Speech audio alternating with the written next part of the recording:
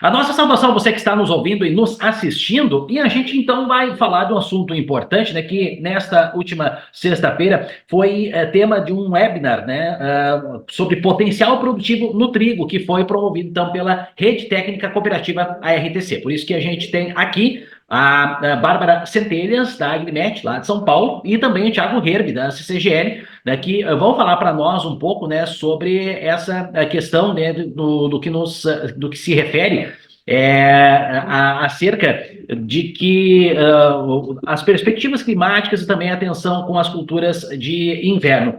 Bom, eu vou começar com o Thiago, né, para ele falar rapidamente, depois com a Bárbara eu vou estender um pouco mais, né, o Thiago depois ele vai ter que acabar então, não vai poder participar de toda a nossa entrevista. Bom, Thiago, vamos falar, né, sobre essa questão do trigo, né, a gente já teve a oportunidade de conversar contigo logo após, né, toda essa questão, né, das enchentes, né, e você falou o que não deve ser negligenciado quanto ao manejo do trigo. Depois a gente vai entrar nessa parte mais climatológica. Saudação, Thiago, e muito obrigado por aceitar o nosso convite. Eu que agradeço a saudação, um olá a todos os ouvintes.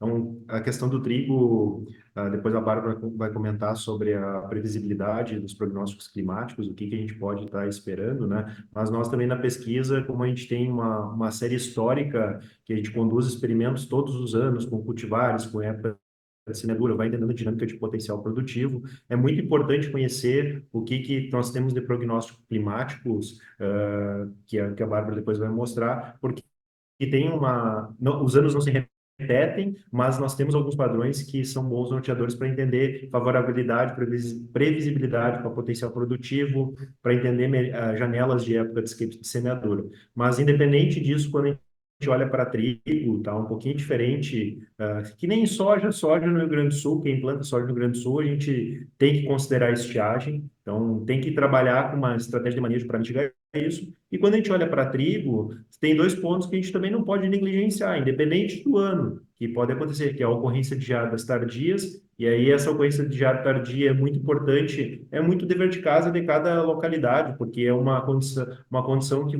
tem uma variabilidade muito grande. Então, qual que é o histórico de ocorrência de geadas em tal localidade? É 25 de agosto, é 30 de agosto, é 1º de setembro. Não, nos últimos 10 anos eu tive duas ocorrências de geada dia 5 de setembro. Bom, por que isso é importante conhecer? Se 5 de setembro tem uma ocorrência de geada de 2 anos em 10, o meu trigo ele não pode estar espigado dia 5 de setembro. E aí a gente ajusta ciclo de cultivar, época de semeadura.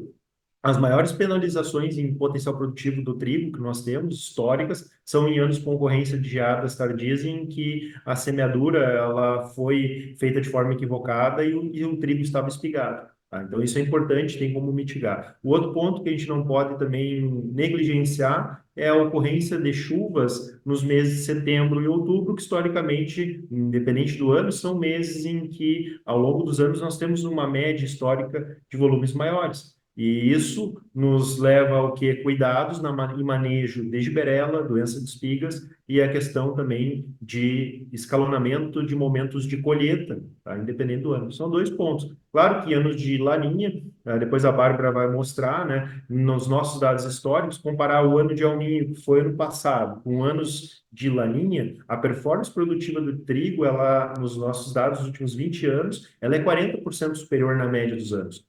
Isso traz um otimismo também para nós manejar. Então, basicamente, foi isso que a gente tentou aí, que conversou, né? Mas esses dois pontos, a ocorrência de geada e chuvas lá em setembro, outubro, tem que fazerem parte do manejo. E a gente reforçou um ponto sobre a adubação nitrogenada, momentos que é importante o produtor que está nos assistindo procurar aí os consultores da cooperativa para conversar sobre esse ponto, sobre a adubação nitrogenada em trigo, porque ele mexe muito aí na questão do potencial produtivo.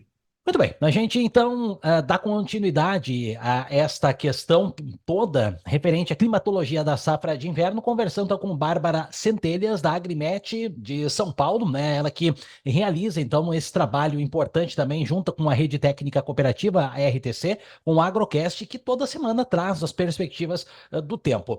Bom, a Bárbara, vamos voltar um pouquinho, né?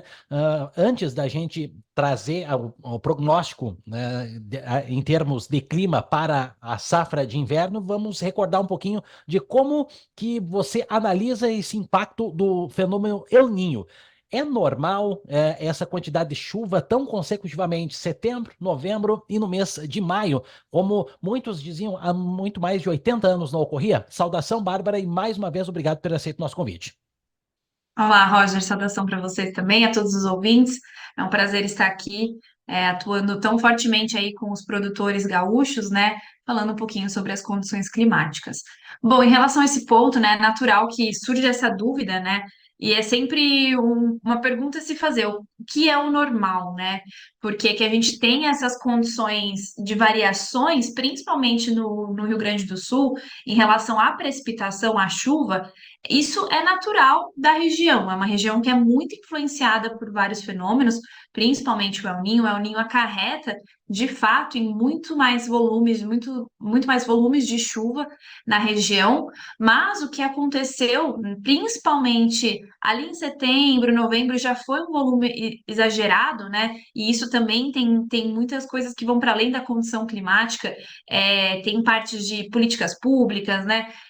Ações que se pode fazer em termos de manutenção das condições ali para lidar com esse estresse climático, mas o que fato aconteceu agora em maio, abril, né? Abril para maio, foi realmente extremamente atípico, assim, foi algo que não foi só em decorrência do El Niño, até porque esse El Niño já estava perdendo força, né? Ele nem estava mais no auge dele, ali no ápice dele, mas foi assim uma combinação de fatores ali que acabaram acarretando na até tragédia climática que a gente pode dizer o que aconteceu no Rio Grande do Sul. Eu acho que o principal ponto ali foi que, além de ser uma época onde as frentes atuam com intensidade, a gente tinha um bloqueio atmosférico atuando com muita intensidade do Paraná até o Nordeste.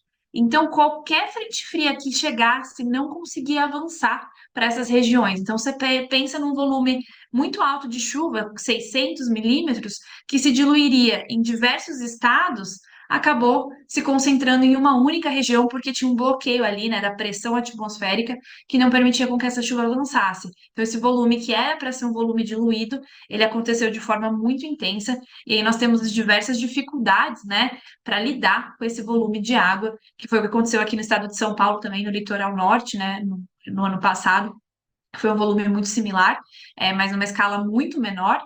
Mas é isso, a gente não consegue lidar com um volume muito grande e esse bloqueio, infelizmente, favoreceu que essas chuvas se concentrassem apenas no Rio Grande do Sul. Então, o El Niño tem o seu fator de impacto, mas a gente tem que dar as devidas proporções. A gente teve outras condições ali do clima que impactaram, mudanças climáticas, temperaturas mais elevadas, favorecendo essas situações de temporais extremos, né, ventos, tudo isso vai piorando a situação, mas foi realmente algo sem precedentes e a gente torce, né, para que essa combinação de fatores não volte a acontecer tão cedo.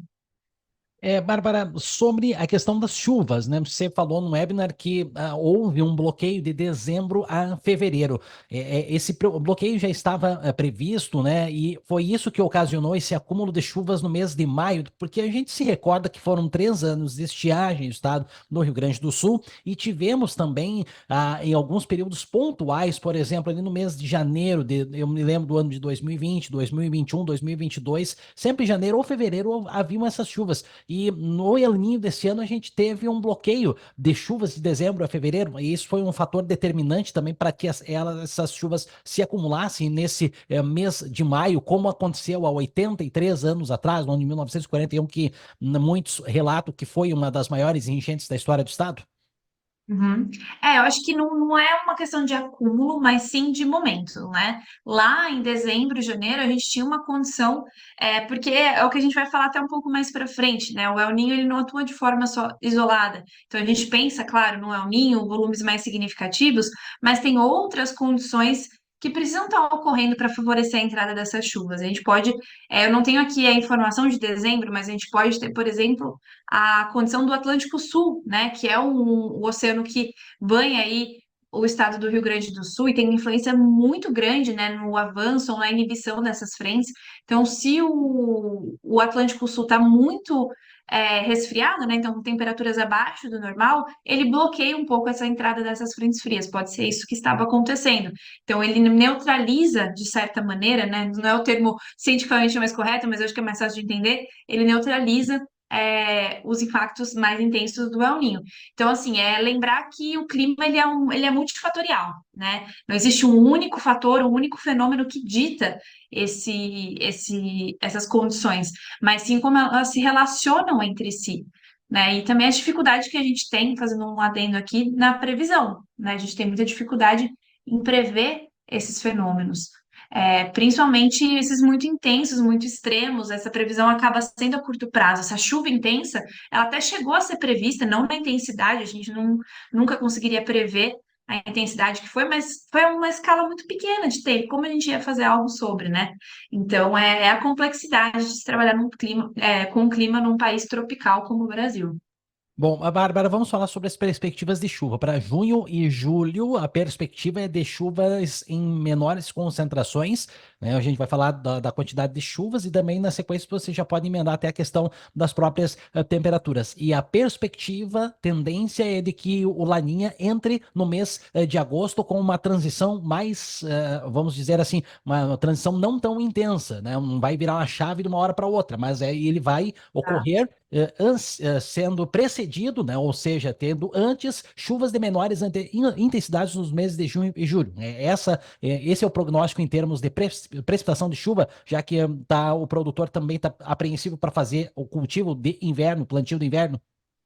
Exato. Essa é uma época que é naturalmente chuvosa, né? Quando a gente olha as normais climatológicas, nós temos aí chuva durante o ano todo, né, no Rio Grande do Sul, e de fato o excedente hídrico que foi gerado em decorrência desses últimos meses está dificultando muito o plantio, né? Principalmente para o produtor que quer antecipar esse plantio, esse não é o cenário, é inviável.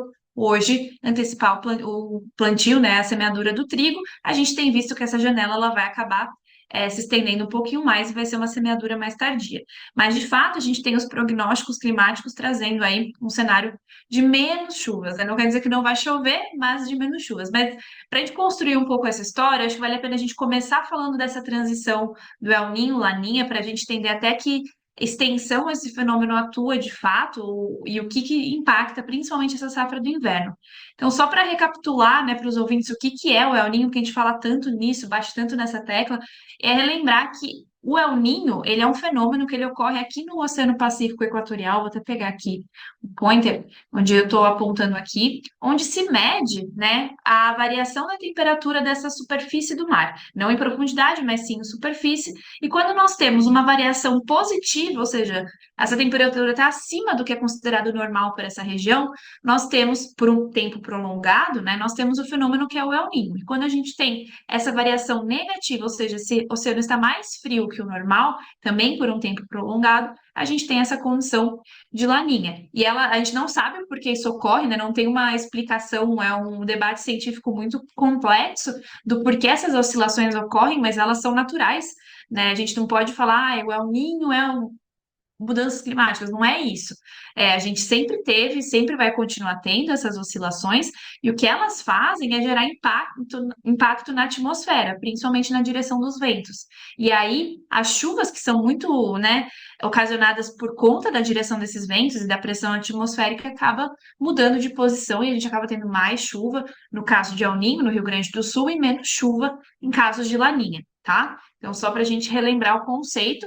Então, quando a gente olha aqui a posição 3.4, que é essa onde se mede o fenômeno, a informação mais recente que a gente tem agora é do dia 29 de maio, nós vemos que esse oceano já está começando a se resfriar, que é o indicativo da laninha. Se a gente fosse olhar isso no webinar, eu até trouxe, né? Se a gente fosse olhar isso lá em dezembro, isso aqui estava vermelho, a gente estava no ápice do El Niño.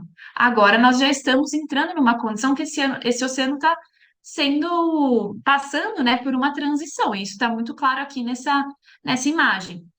E quando a gente olha as projeções, né, então aquela imagem aqui é como se fosse um raio-x do momento, e as projeções mostram para a gente que, de fato, a gente tem uma probabilidade muito grande de passar de uma transição de um El Niño, passar rapidamente como uma fase transitória mesmo pela neutralidade, que é quando as temperaturas estão dentro do que é considerado normal, e logo já entrar para uma laninha. Então, se a gente for olhar, aqui tanto o mês de maio, né, que já finalizou, mas as projeções e os consolidados ainda não foram oficialmente lançados, aqui é um consenso do NOAA, que é o Instituto de Ciências Atmosféricas dos Estados Unidos, do governo dos Estados Unidos.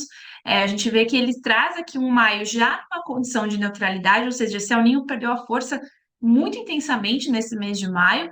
O junho já também com uma probabilidade quase de 90% de se permanecer nessa condição de neutralidade. O julho é uma incógnita, né? Há uma chance de 50-50 da gente ter um julho ainda numa condição neutra ou já iniciar essa transição para a laninha.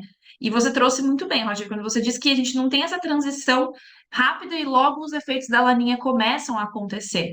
Na verdade, o que a gente tem é o oceano, ele vai resfriando e essa mudança na circulação atmosférica, ela ocorre gradualmente, não é do dia para a noite, né? Então a gente vê que a partir de agosto as probabilidades já são muito elevadas, aqui em 70%, e aí na sequência, né, setembro, outubro, novembro, supera esse 70%, chegando próximo a 90% ali em novembro, dezembro, ou seja, as probabilidades são muito altas da gente ter uma condição de laninha, né? E essa laninha, como a gente sabe, esse fenômeno ele atua com mais intensidade na primavera e no verão. Então, se a gente for olhar aqui, essa imagem, isso aqui, esses quadradinhos representam a disponibilidade de água no solo. Eu peguei algumas regiões aqui do estado do Rio Grande do Sul, como é o caso de Santa Rosa, São Cepé, Bagé, Não Me Toque, Alegrete e Júlio de Castilhos, e rodei o balanço hídrico, né, com dados hipotéticos de solo, mas com dados reais de clima da região, para os anos de 2016, 2021, 22, 23 e 24. Aqui nós temos, na sua grande maioria, anos de laninha, né? Então, 2016 foi a última transição rápida que nós tivemos do El Niño para uma laninha, e aí, 21 foi a laninha que todos lembram, né? Que foi realmente muito intensa, como você comentou, os últimos 3 anos aí, né? A gente teve. Olha o que acontece com o balanço hídrico. Então, quanto mais vermelho, quer dizer que menos água disponível tem no solo para a cultura se desenvolver. Então, se nós olharmos aqui a laninha de 2021, como eu falei, né? O ápice dessa laninha é novembro, dezembro, janeiro. Olha o que aconteceu em novembro, dezembro e janeiro de 22, né? E quando a gente olha 22 para 23, também nós tivemos aí um período bem seco, em compensação 23, que logo virou um El Niño, a gente teve nesse período extremamente chuvoso, né? Choveu praticamente de abril até dezembro, sem nenhuma condição ali de déficit hídrico intensa, né? Depois a gente teve aquele janeiro mais seco, como você trouxe, a gente discutiu um pouco sobre isso, e a previsão é que pelo menos nos próximos 30 dias, aqui a gente já roda a previsão do tempo, então está indo até o dia 30 de junho, a gente tem condições aí para essas localidades, claro que não representa o estado todo, né, mas só para a gente ter uma ideia, de condições muito boas de água no solo. E um ponto que eu queria chamar a atenção é que mesmo em anos de El Niño, anos de Laninha, o que a gente observa? Que o mês do inverno, né, então junho, julho, agosto, são meses onde a disponibilidade ela é elevada, ou seja, são meses naturalmente chuvosos.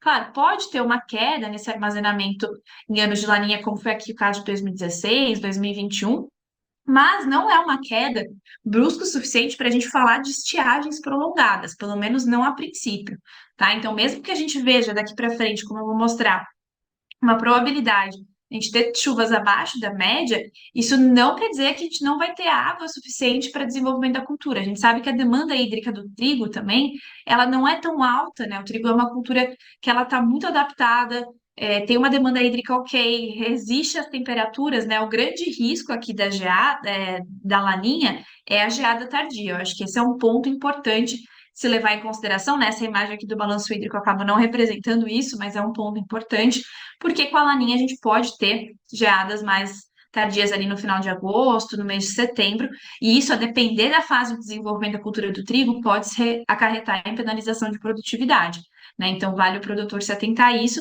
e monitorar, lembrando que essa previsão de geada, ela é muito curto prazo, a gente nunca vai achar um modelo de médio e longo prazo conseguindo prever esses eventos extremos, tá?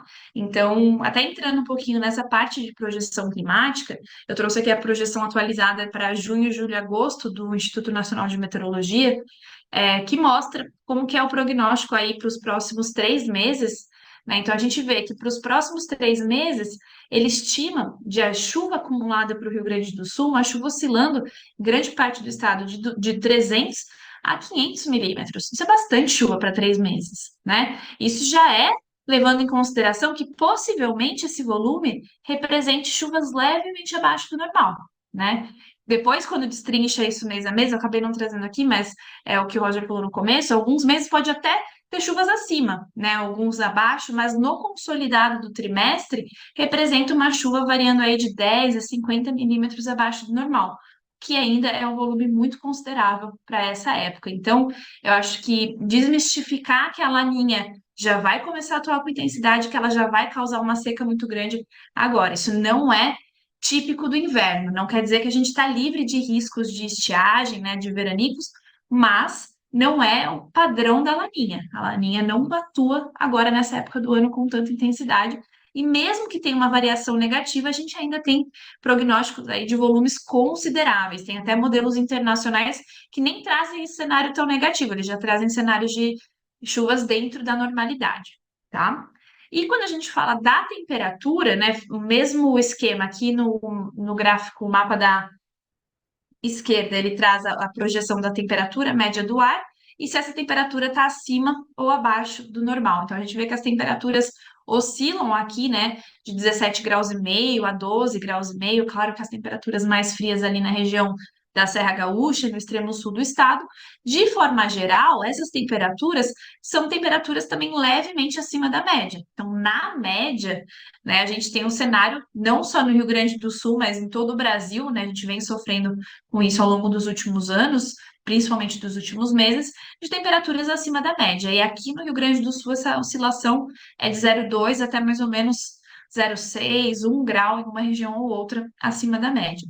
Né? Quer dizer, então, que se a gente vai ter temperaturas acima da média, a geada não vai acontecer? Não é isso, são coisas separadas. Aqui é uma projeção de temperatura média e as geadas são eventos extremos ocasionados por condições microclimáticas. Lembrando que a geada também ela não é só em relação à temperatura, né? A gente precisa ter uma condição de céu limpo para que se forme de fato o fenômeno da geada, tá?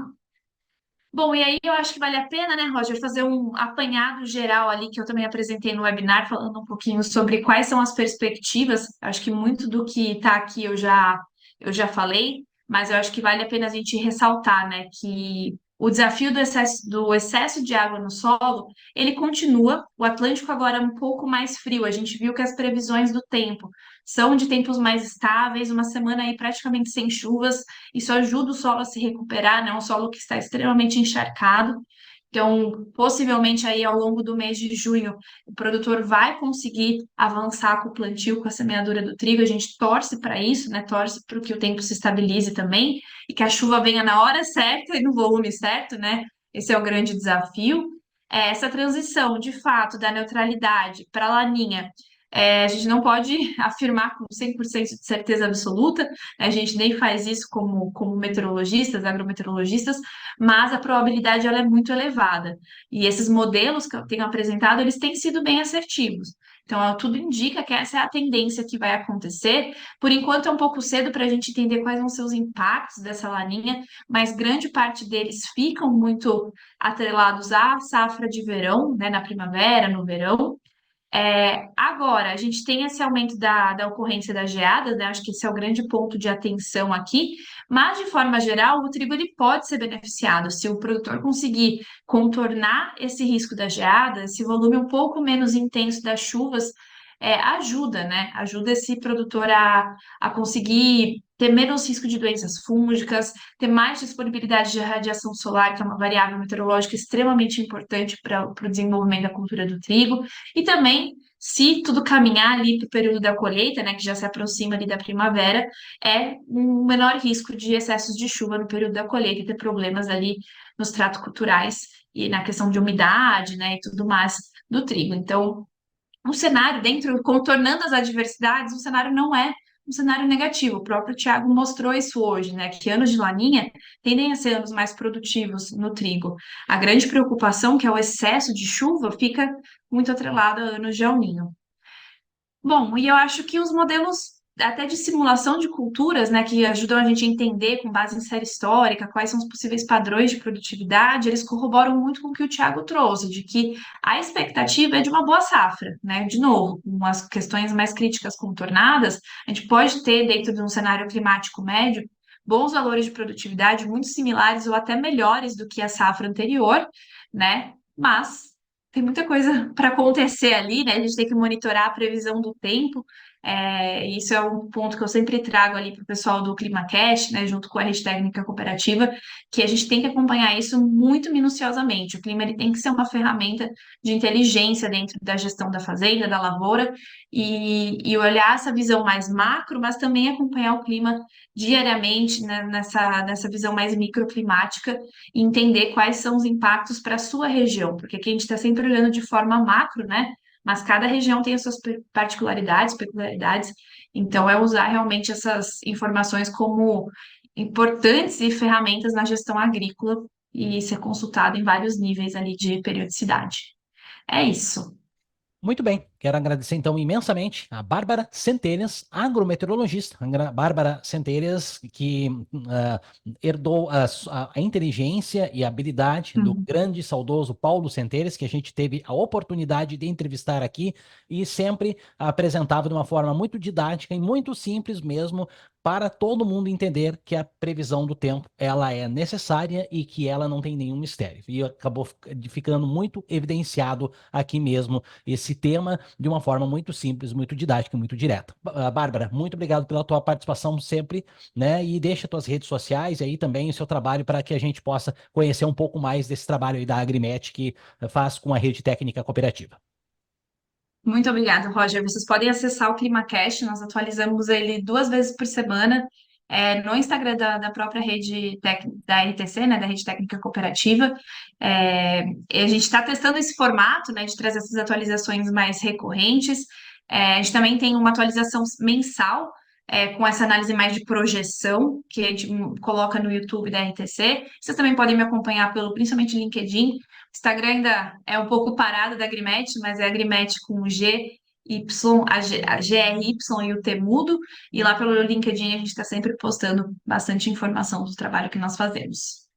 Obrigado, Bárbara Centelhas, da Agrimet. Obrigada.